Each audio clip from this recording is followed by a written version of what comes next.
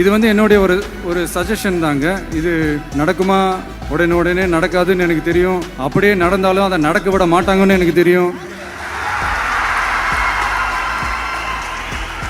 கான்ஃபிடென்ட்டா இருங்க, நல்லதே நடக்கும். வெற்றி நிச்சயம், வெற்றி நிச்சயம்.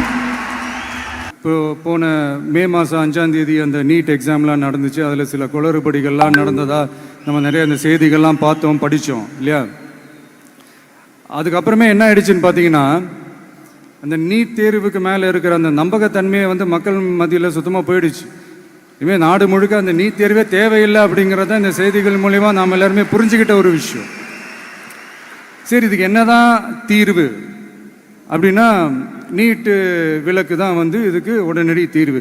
நீட்டு ரத்து கோரி தமிழக சட்டமன்றம் கொண்டு வந்திருக்கிற அந்த தீர்மானத்தை நான் மனப்பூர்வமாக வரவேற்கிறேன். இதுக்கு வந்து அந்த ஒன்றிய அரசு அந்த கால தாமதம்லாம் எதுவும் செய்யாமல் தமிழ்நாட்டு மக்கள் அவங்களுடைய உணர்வுகளுக்கு மதிப்பு கொடுத்து இதை சீக்கிரமாகவே இதை சால்வ் பண்ணணும் அப்படின்றதான் இங்கே நான் கேட்டுக்கிறேன். சரி, ஓகே, இதுக்கு நிரந்தர தீர்வு தான் என்ன அப்படின்னா, அந்த கல்வி வந்து பொது பட்டியலேருந்து மாநில பட்டியலுக்கு கொண்டு வரணும். ஒருவேளை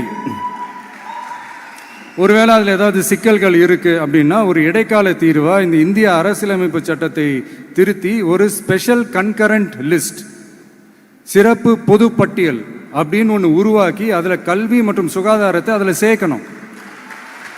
அதனால் மாநில அரசுகளுக்கு வந்து அந்த முழு சுதந்திரத்தை அது தரப்பட வேண்டும் அப்படின்றதான் இங்கே என்னுடைய தாழ்மையான ஒரு வேண்டுகோள். ஒன்றிய அரசு அவங்களுடைய கட்டுப்பாட்டில் இருக்கிற ஒரு சில இந்த மெடிக்கல் காலேஜஸ்லாம் இருக்குல்ல, எய்ம்ஸ், ஜிப்மர், பிஜிஐ, இந்த மாதிரி நிறுவனங்களுக்கு வேணால் அவங்க வந்து அந்த நீட் எக்ஸாம் நடத்தணுன்னா நடத்திக்கலாம். பட் இங்கே வந்து அந்த பிரச்சனை என்னன்னா, இது வந்து என்னுடைய ஒரு சஜஷன் தாங்க. இது நடக்குமா, உடனே நடக்காதுன்னு எனக்கு தெரியும். அப்படியே நடந்தாலும் அதை நடக்க விட மாட்டாங்கன்னு எனக்கு தெரியும். ஸோ அதனால் இந்த சந்தர்ப்பத்தில் என்னுடைய சஜஷனை வந்து உங்ககிட்ட அதை நான் பகிர்ந்துக்கணும்னு ஆசைப்பட்டேன். இதுதான் என்னுடைய தனிப்பட்ட ஒரு கருத்து நீட்டை பற்றி. ஜாலியாக படிங்க, ஸ்ட்ரெஸ் எல்லாம் எடுத்துக்காதீங்க. இந்த உலகம் ரொம்ப பெருசு, ரொம்ப ரொம்ப பெருசு. ஆப்பர்ச்சுனிட்டிஸ் அவ்வளோ இருக்கு, அவ்வளோ கொட்டி கிடக்கு.